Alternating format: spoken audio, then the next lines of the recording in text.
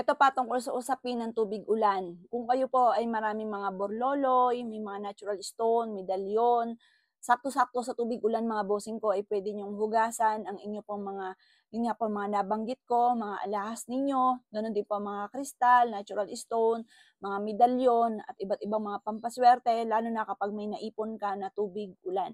Makakatulong po yan upang sa ganon maalis kung ano man yung mga negative energy at gumanda yung aura ninyo lalo na kapag suot ninyo yung alahas na hinugasan niyo po sa tubig ulan. Ngayon pa mga boss, kung gusto niyo naman na umaraw na, 'di pa po mga bossing ko parang mga ilang araw na rin na umuulan dahil may bagyo talaga. Subukan niyo lang din po ito pero hindi ito agad-agad.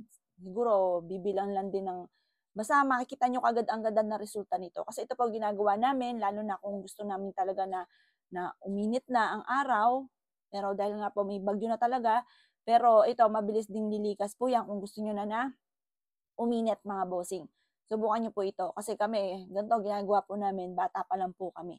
Ngayon naalala ko yung nanay ko nag-drawing po nito tapos nagalit yung guard kasi sa subdivision namin kasi doon parang vandalism mga bossing.